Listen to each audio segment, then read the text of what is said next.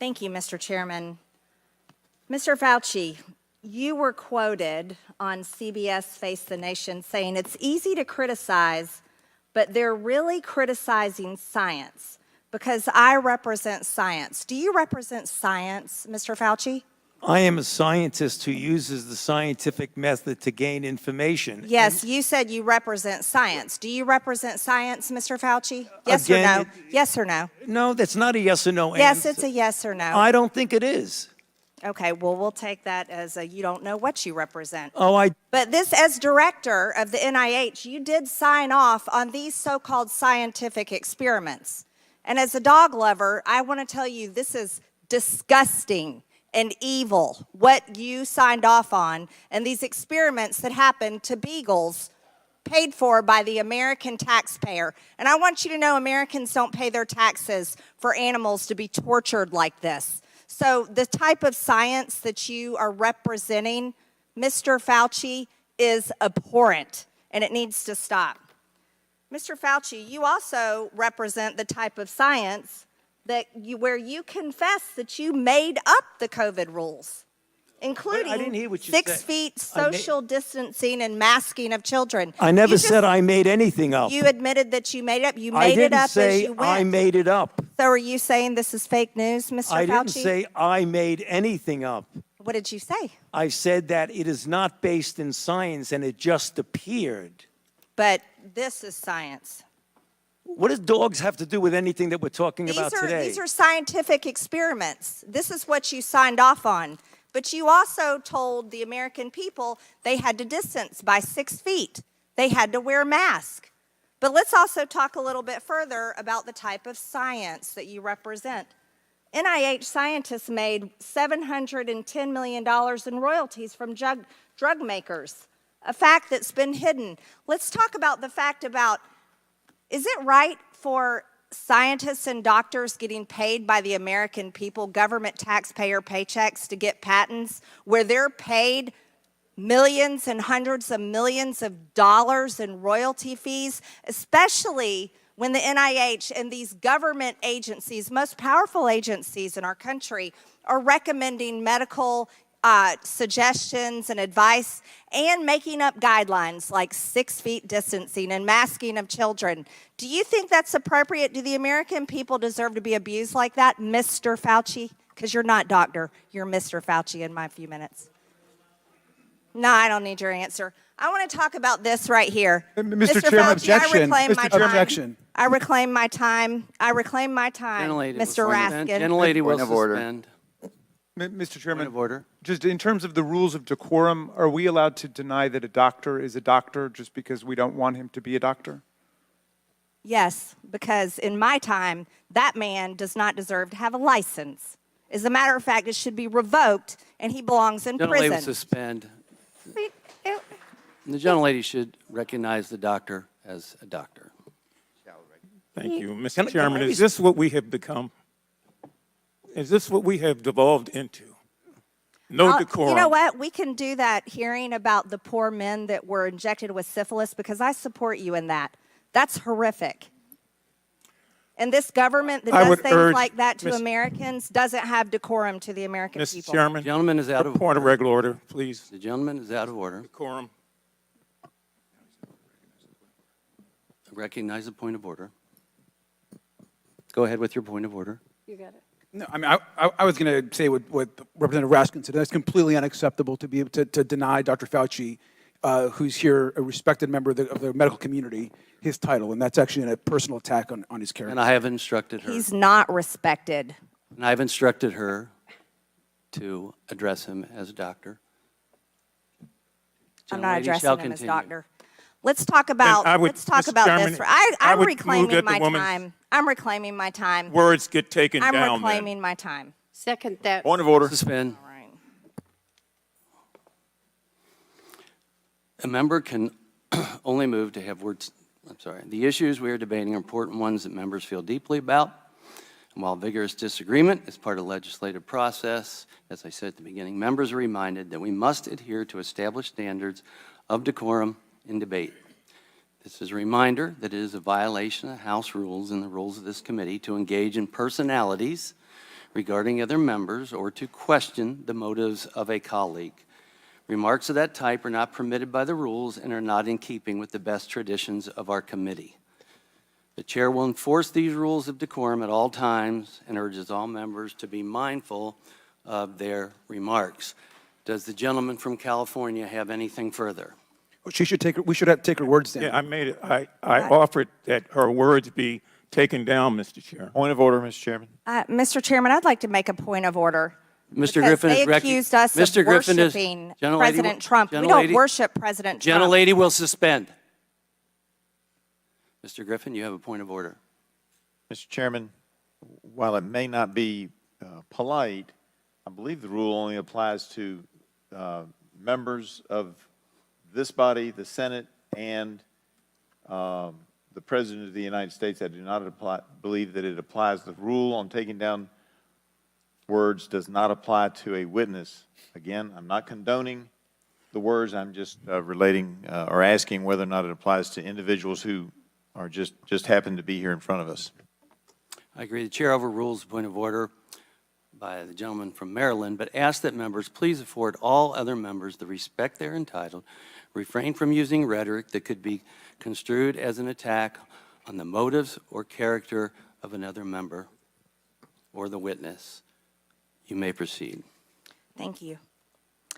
This was a time in history where you got to throw out the first pitch at the Washington Nationals baseball game while Americans were forced to stay home and watch such events that they love from at home alone on their televisions.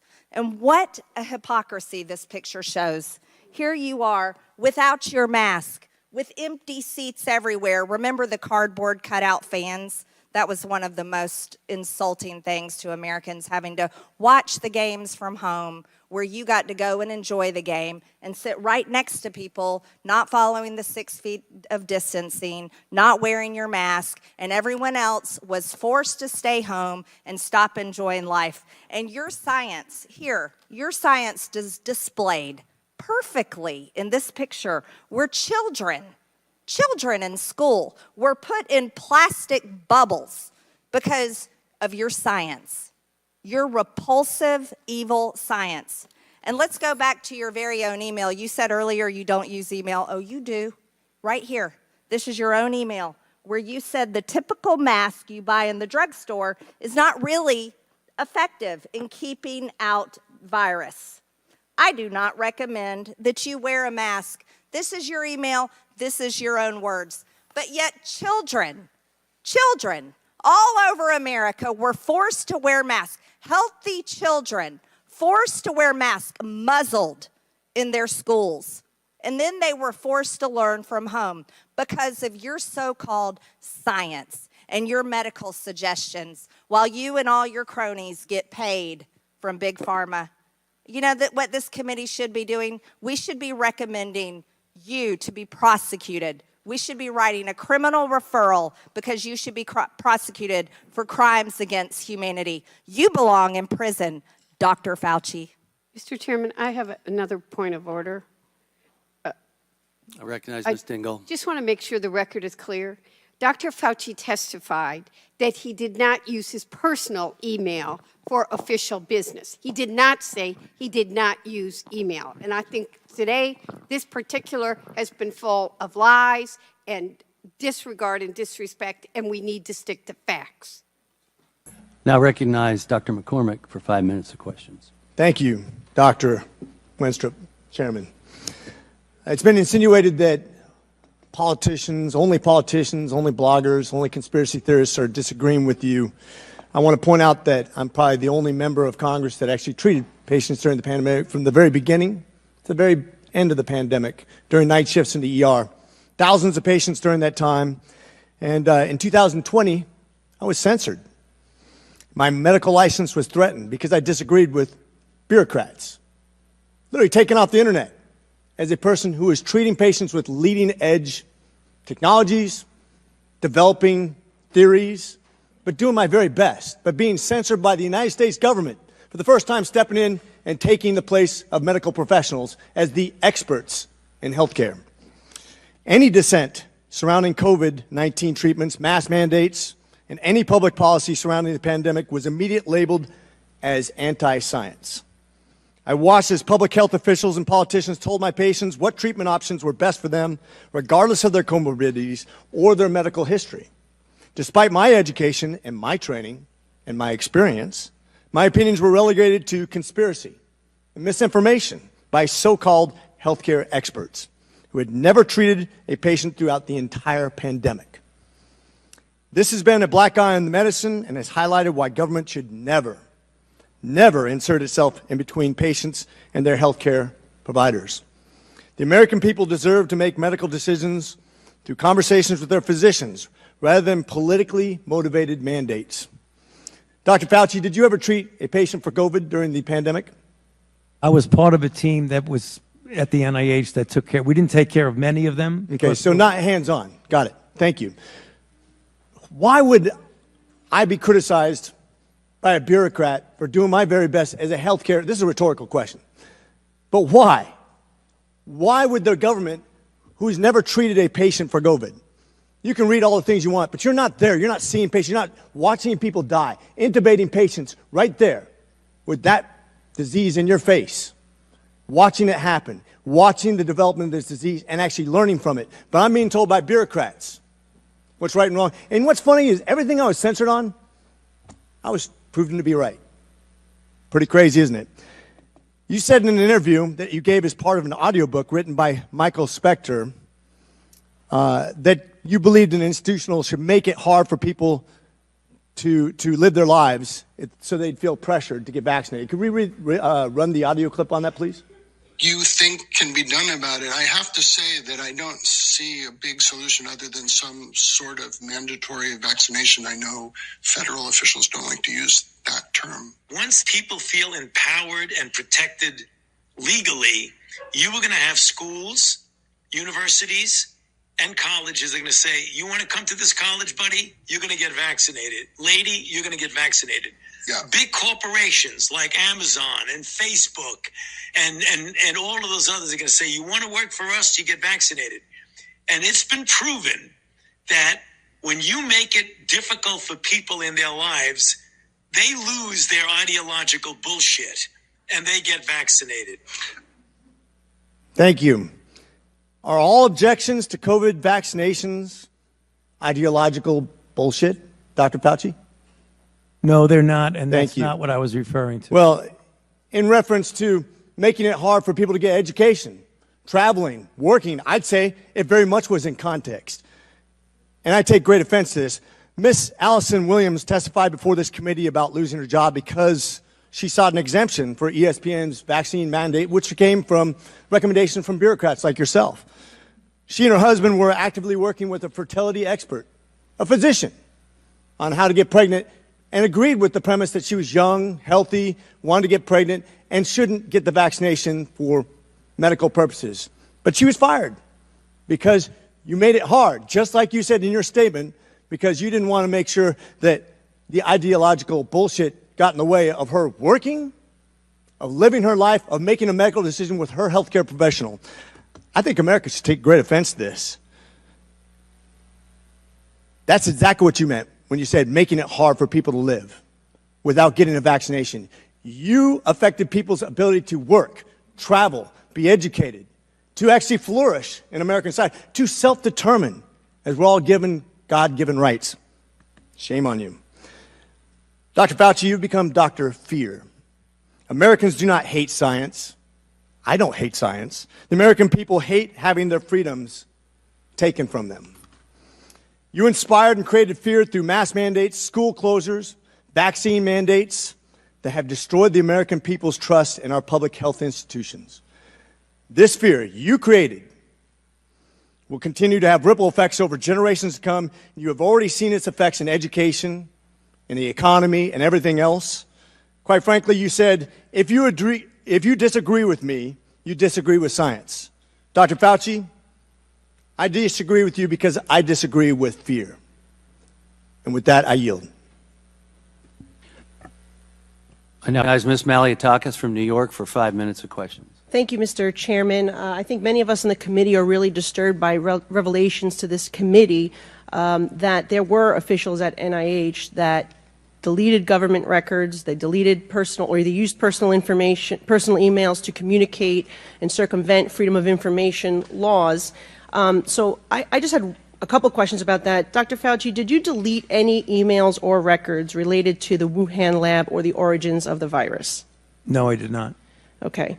Dr. Morins said in a May 2021 email, he indicated that he was connecting people to you in a, quote, secret back channel. Do you know what he was referring to?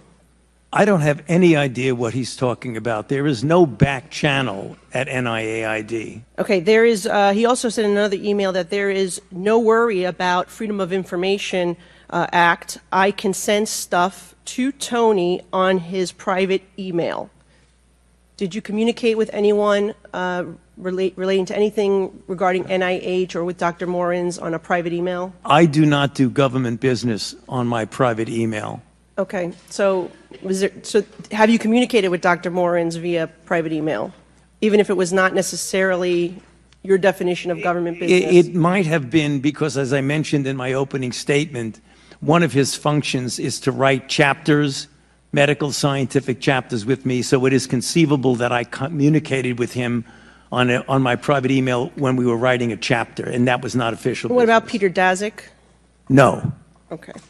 I just want to clarify for the record, because today you testified that you did not suppress the lab leak theory, yet in the past you have said, quote, it is a distortion of reality, unquote. You've said, quote, I've heard these conspiracy theories, and like all conspiracy theories, they're just conspiracy theories. That's what you told the American people. And so would you like to clarify what science were you following then versus now? Yeah, no, I've also been very, very clear and said multiple times that I don't think the concept of there being a lab leak is inherently a conspiracy theory. What is conspiracy is the kind of distortions of that particular subject, like it was a lab leak and I was parachuted into the CIA like Jason Bourne and told the CIA that they should really not be talking about a lab leak. Thank you. That's the conspiracy. Appreciate that. Dr. Fauci, how much have you earned from royalties from pharmaceutical companies since the pandemic began in 2021? Zero. It says NIH scientists made $710 million in royalties from drug makers. You're saying that you did not receive any of the $710 million? On COVID, I received, I think, $122 for a monoclonal antibody that I made 27 years ago. Okay, so just in general, though, how much have you received, not related to COVID, just in general, how much have you received in royalties between 2021 and 2023? I think none. Okay, so somebody received the $710 million. Somebody did, but not me. You didn't receive any royalties. Okay. I see no royalties associated with COVID. I mentioned. I said. No, I want to. No, I just said. I'm on the record, and I want to make sure that this is clear.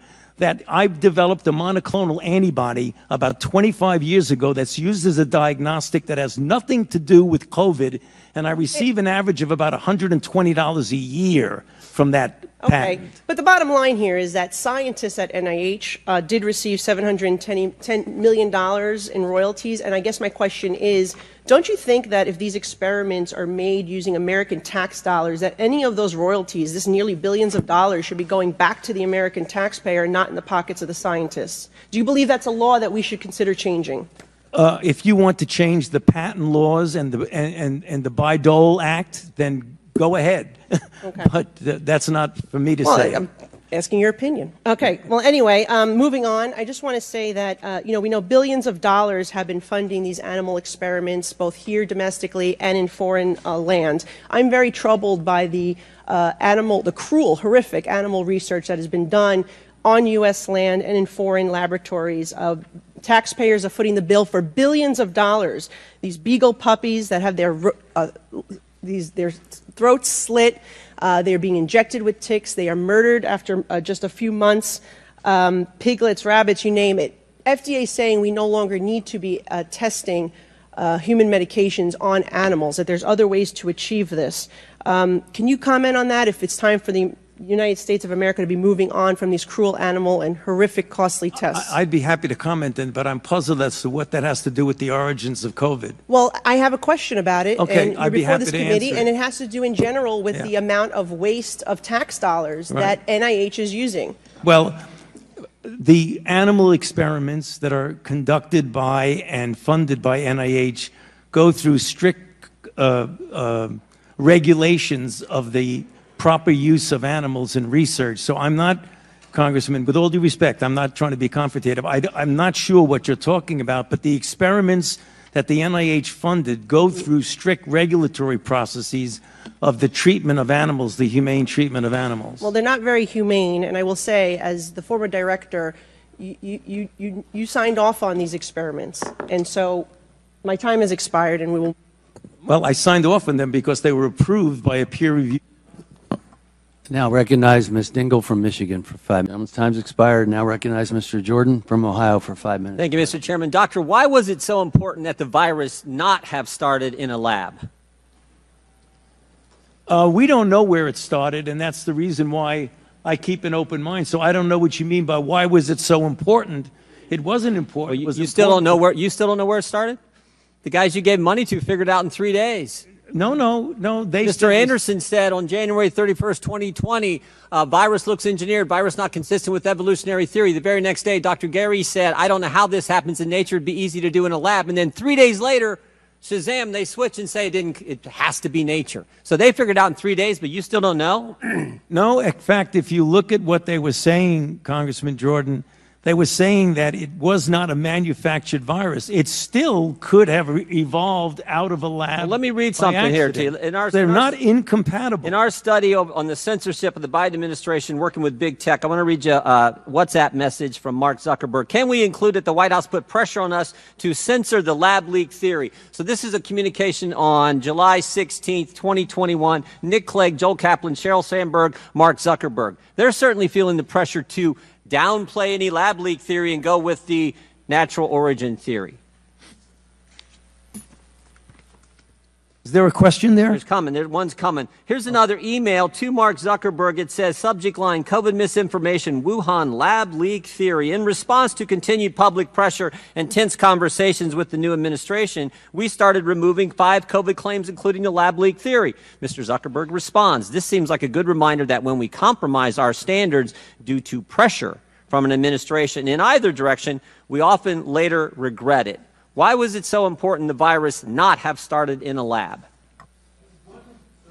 Wasn't so important that the virus not. We don't know. We know it was important to someone in the Biden administration, so much so that the top people at Meta, the top people at Facebook are asking, why are we getting all this pressure to downplay the lab leak theory? And we have an email from June of the same year, June 4th, 2021, saying the same thing. It was certainly important to somebody. Well, what has that got to do with me? I'm asking you because you're the expert on the coronavirus. I'm saying why was the administration so pushing not to have the lab leak theory as something that was viable? I can answer that. I've kept an open mind throughout the entire process. You kept an open mind. Dr. Fauci, open mind. That is correct. What happened in those 3 days? Why did Dr. Anderson and Mr. Anderson and Dr. Gary, why did they change their mind in 180 degrees? Because what Christian Anderson says 3 days later, after he said virus looks engineered, virus not consistent with evolutionary theory, 3 days later he says the main crackpot theories going around at the moment relate to this virus being somehow engineered, and that is demonstrably false. How did they figure all that out in 3 days, Dr. Fauci? You can do that. You still have an open mind. Well, what they did is that they testified before this committee. What they did, they went back and looked at the sequences and realized that their initial concern was unfounded about that, and it did not look at all like it was manufactured. But as they said in their paper, even though they feel it was more likely— 3 days, they figured it out. That's exactly. You could do that in 3 days. You can scan sequences in a day. You don't need 3 days. Okay, who's Robert Redfield? The former director of the CDC. Dr. Redfield, right? And he was also in the coronavirus task force. Is that accurate? He was a member of the coronavirus task force. And here's what he said to this committee. He said, Redfield said that Fauci and Collins left him out because Redfield suspected that coronavirus had leaked from the Chinese lab. Is that accurate? Well, he said that, but that's not true. You're That saying is incorrect, Congressman. Dr. Redfield's lying to the committee No. when he sat right where you sat? When he said that I kept him out, that is an incorrect statement. The roster who was on the phone Was Dr. Redfield in that conference call on February 1st when you had Mr. Anderson and Dr. Gary on that call? He was not. And the conference call was put together by Jeremy Farrar. So no one kept him out. He said he was kept out because he felt. Did U.S. tax dollars? You want me to answer the question? Yeah, I would just wonder why he wasn't on the call. It seems to me the head of CDC, part of the coronavirus task force, which was formed 2 days prior to that call, would have been on the call. Well, the call was arranged by Jeremy Farrar. You should ask him. Okay. Did U.S. tax dollars flow through a grant recipient to the lab in China? I'm sorry. What was? Did U.S. tax dollars flow through a grant recipient to the lab in China? Yes, of course. It was a subaward to the Wuhan Institute. And who approved that award? Excuse me? And who approved that award? What agency approved that award? National Institute of Allergy and Infectious Diseases. Your agency approved that, right? Yes, it did. After. Did that have anything to do with this downplaying of the lab leak theory? No. Nothing to do with it. Nothing. What do you agree that there was a push to downplay the lab leak theory? Not on my part. Really? Really? Wow. Wow. I think most of the country would find that amazing. I still got 11 seconds. Well, look at the facts. I've kept an open mind throughout the entire process. All right, I yield back. I now recognize the majority. Thank you. I now recognize myself for as much time as I may consume for questions, with equal time being afforded to the ranking member.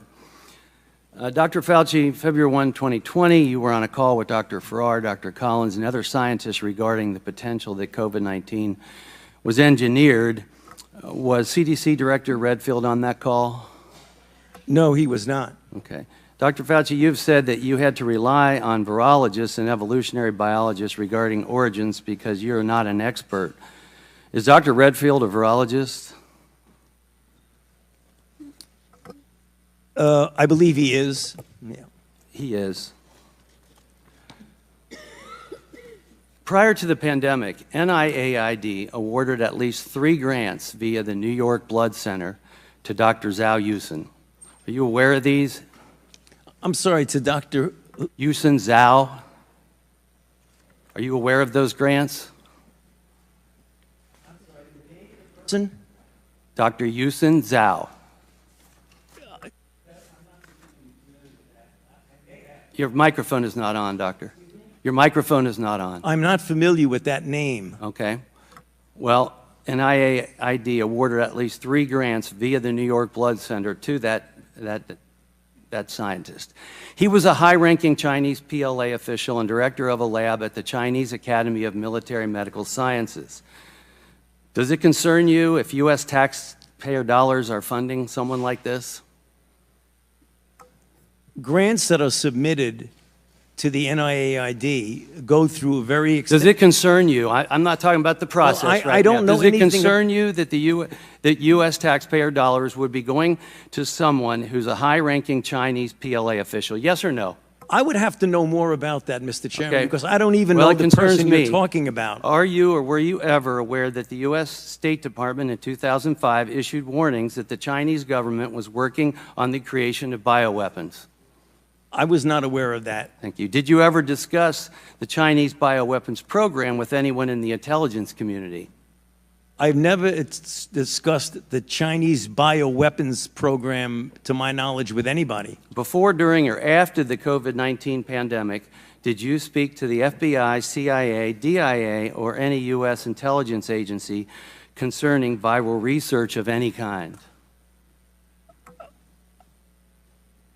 What time frame are you talking about, sir? I said before, during, or after the COVID-19 pandemic. Did you speak to the FBI, CIA, DIA, or any U.S. intelligence agency concerning viral research of any kind?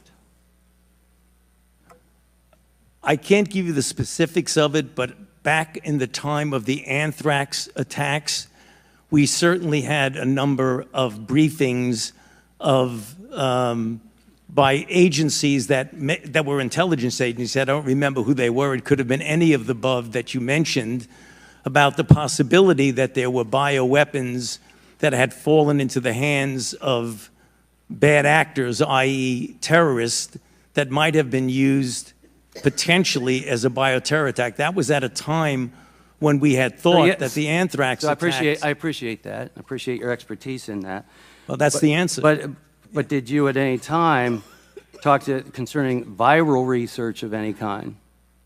Again, I say that at the time that there was concern about the fact that Al-Qaeda may have been using or potentially using bioweapons, we had discussions with intelligence agencies about that possibility. But not as related to, say, COVID-19?